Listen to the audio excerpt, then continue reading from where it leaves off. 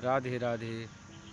मित्रों, कल प्रश्न से ही हमारा वीडियो समाप्त हुआ था। भगवान श्री रामचंद्र जी ने वशिष्ठ जी महाराज से कहते हैं, हे गुरुदेव, ऐसा हमें उपाय बताइए जिससे जो जगत दिख रहा है वो पूरा क्या हो जाए, अदृश्य हो जाए। कैसे हो जाए?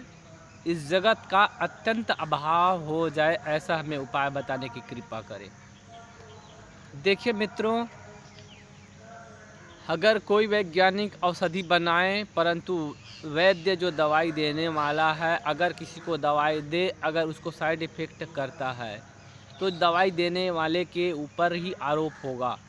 वैसे ही भगवान वशिष्ठ जी ने, भगवान ब्रह्मा जी ने और श्री वाल्मीकि जी ने जो हम जैसे सब अज्ञानियों को ज्ञान में जगाने के लिए परम अमृत रूप सब दुखों का औषधि जन्म मरण से पार होने के लिए उपाय रूप योग वासिष्ठ महारामायण ज्ञान का जो हमें उपदेश दिया है, उसको हमने गुरुओं के श्री मुख से श्रवण करके कुछ समझा है। उनकी गुरुदेव की कृपा से थोड़ा थोड़ा समझ में आया है और जो हमने समझ थोड़ा बहुत आया उसी के हिसाब से थोड़ा हम और भी सरल रूप से समझाने का प्रयत्न कर रहे हैं। और हम यही कहेंगे, ज्ञान को धीरे धीरे श्रवण करते रहने का। आजकल होता यही है कि कोई ज्ञान को श्रवण करने के बाद में आदमी उत्तेजित होकर के उसका साइड इफ़ेक्ट ले लेते हैं। ऐसा ना हो, जैसे कि बार बार बोल रहे हैं कि जगत ही है ही नहीं, जगत है ही नहीं, दृश्य रूप है। तो कोई अपने सब धन को दान कर दे, जगत है ही नहीं, स्वप्न है। कोई जा कर के आँख बंद करके चले जाके दीवार में टकरा के सर फोड़ ले। तो ऐसा नहीं होना चाहिए। इस ज्ञान को पहले श्रवण करते रहना है। जैसे हम मूर्ख जी से अज्ञानी ही बने तो अज्ञानी ही बने रहे, चलेगा। परंतु जब तक से ज्ञान को अच्छा से समझ ना लें, उसको अप्लाई ना करें। ये ज्ञान इतना परम उत्तम ज्ञान है, ये बालकों के लिए कहें तो इतना सरल है। जैसे कि हमारे गुरुदेव भगवान कहते हैं, जैसे कि कोई जगह है जहाँ हमें घर बनाना है, परंतु वहाँ पहले से कोई घर बना हुआ है, तो क्या हो जाएगा, उस घर को तोड़ने में बहुत मेहनत होगा, फिर वहाँ बनेगा। जैसे कोई खाली जगह वहाँ घर बनाना है तो बस सीधा आपको घर बनाने का काम चालू करना है तो आसान हो जाएगा। वैसे ही जब हम बड़े हो जाते हैं, सारी दुनिया की राग द्वेष, जलन, ईर्ष्या, चालाकी, बेईमानी, ये सब चीज़ आदमी को दिमाग में भरने लगता है, छल कपट। तो यहाँ विभिन्न प्रकार के अज्ञानता का, इस संसार को सत्य होने का हमारे अंदर में संसार ही दृढ़ हो जाता है कि सत्य है। पैसा कमाऊँ, दूसरे का भले में दूसरे का हक छीन लूँ, लेकिन धन कमाऊँ अपने बच्चों के लिए, वही बच्चा अंत में आपको दुख देगा। ये भी सिद्धांत है। पूरा योग वासिष्ठ अगर हम पूरा श्रवण करेंगे तो इतना आनंद आएगा, इतना ज्ञान मिलेगा आपको। बिना शिव जी में जल चढ़ाए, बिना तपस्या किए, बिना व्रत रखे, बिना दान करे, बिना यज्ञ करे, आपको जो ज्ञान मिलेगा वो संपूर्ण दान, जप, ध्यान, तप, हवन से करने से जो फल की सिद्धि होगा, ये मात्र श्रवण करने से होगा। ये शास्त्र वचन है। और जैसे अग्नि के समीप अगर आप जाएंगे तो आपकी शीतलता का दूर हो जाएगा, आपको उससे सुख मिलेगा, इतना गारंटी है। वैसे ही भगवान वशिष्ठ जी का अगर श्रवण करेंगे तो आपका अज्ञान मिटेगा। इसमें वैसे ही आपको प्रमाण, आपको अनुभव होगा।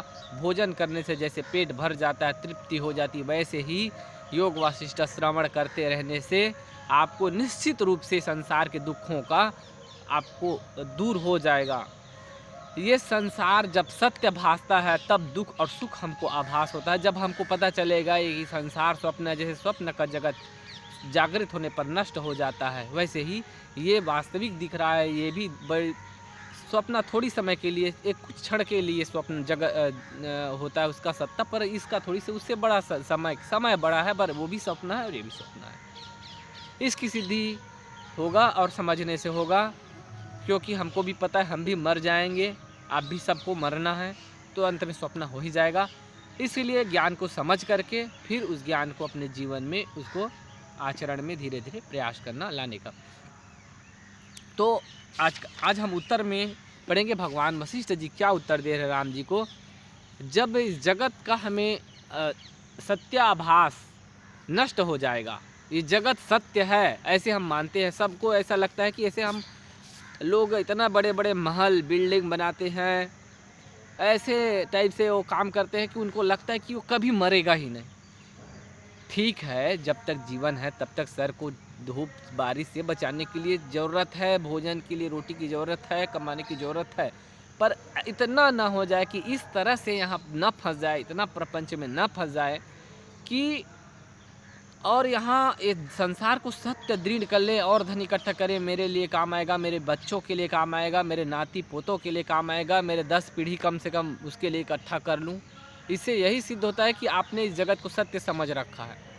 और जब आप मरेंगे तो उतना ही ज़्यादा दुख होगा जितना इस संसार को आप सत्य समझ रहे हैं। जितना मात्रा में आपको ये भ्रम महसूस होने लगेगा, जितना मात्रा में आप आत्मा को अनुभव करने लगेंगे और इस जगत का नश्वरता का और स्वप्न रूप का आपको भान होता जाएगा, उतना ही आपको इस संसार के दुख में दुखी और सुख में सुखी होगा। तो इसका मूल जो उद्देश्य है वो समझना है कि जगत है ही नहीं, भ्रम से भास रहा है और इसके सुख और दुख का ज़्यादा महत्व नहीं देना। यही ये योग वासिष्ठ महारामायण हमको बता रहे हैं। अब पढ़ते हैं। श्री वशिष्ठ जी कहते हैं, रघुनंदन, यह मिथ्या ज्ञान रूपिणी विसूचिका चिरकाल से दृढ़ मूल हो गई है। मिथ्या ज्ञान, मिथ्या ज्ञान मतलब उल्टा ज्ञान, जो है वो नहीं दिखता, जो नहीं है वो दिखता है। ये उल्टा ज्ञान की रूपिणी विसूचिका मतलब हैजा, ये हैजा रोग है अज्ञान का।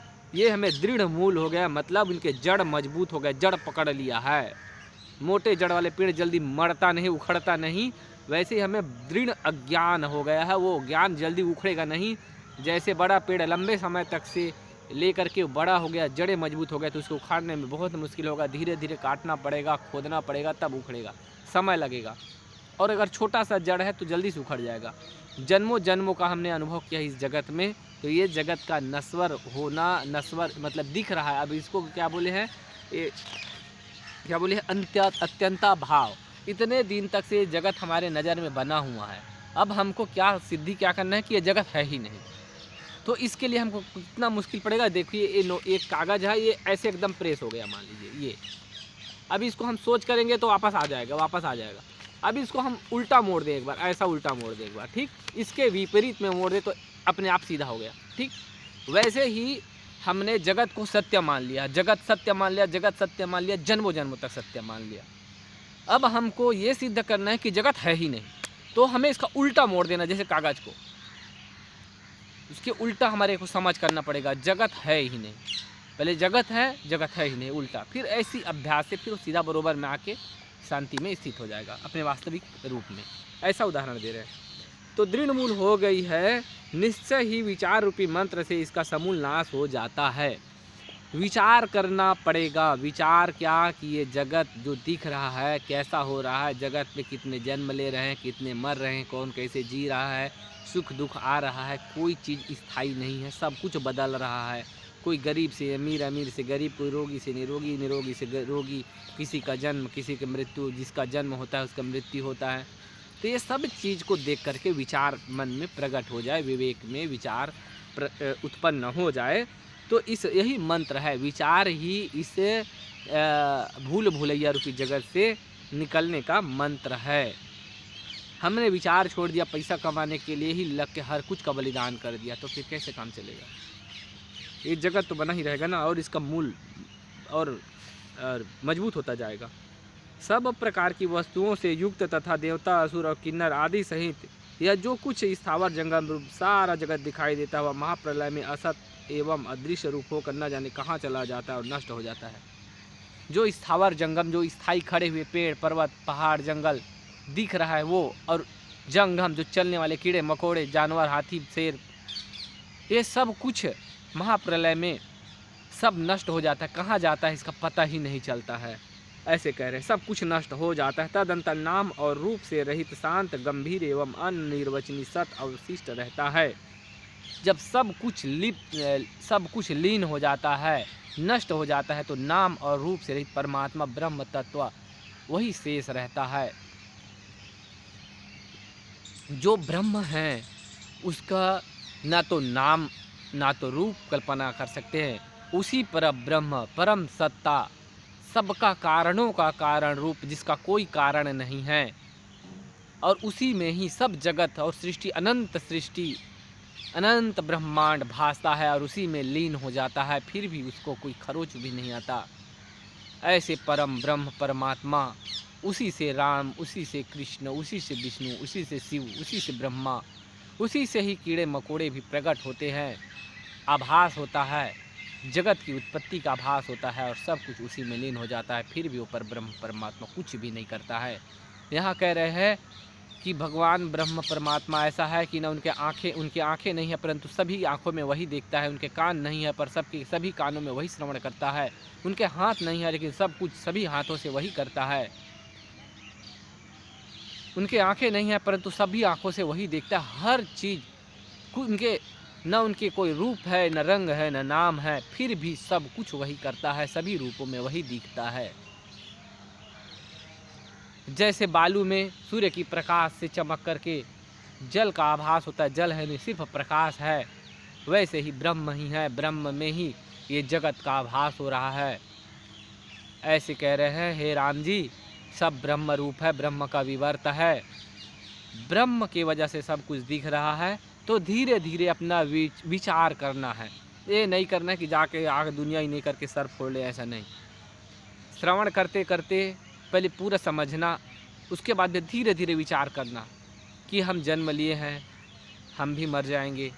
पहले बच्चे थे, किशोर हो गए, युवा हो गए, अब बुढ़ापे ने शुरुआत आ गया है, और ये भी निश्चित है कि मृत्यु बचपन में आ जाएगा, जवानी में आ जाएगी, या बुढ़ापे का इंतज़ार करेगा, कोई नहीं कह सकते कौन से पल मृत्यु आ जाएगी। यही सब कुछ विचार करना है। और इस जगत को जो सत्य समझता है वही चोरी बेईमानी, दूसरे का हिस्से का छीन करके धन दौलत कुछ भी छीनने का कोशिश वही करता है, जिसको जगत सत्य भासता है और सोचते कि मैं उसे सुखी हो जाऊंगा। परंतु ये स्वप्नवत है। जब आप इसको स्वप्न जैसे विचार करना चालू करेंगे तो इस गलत काम पाप कर्म करने का आपका मन नहीं होगा, और तब आपका विचार प्रारंभ होगा और ये जगत का सत्ता खत्म हो जाएगा और आपको ब्रह्म ही दिखेगा। जैसे सोने में यहाँ भी लिखा है, जिसका साक्षात्कार न होने से भ्रांति जन संसार रूपी सर्प भय बना रहता है। जिसका भ्रांति दूर नहीं हुआ है उसको जैसे सर्प में अंधेरा में रस्सी में सर्प दिखता है, जब रस्सी दिख जाता है, टॉर्च जला दिया तो भ्रम दूर हो जाता है, फिर अंधेरा फिर हो जाए भले, लेकिन आप उसको पकड़ लोगे, रस्सी सांप नहीं।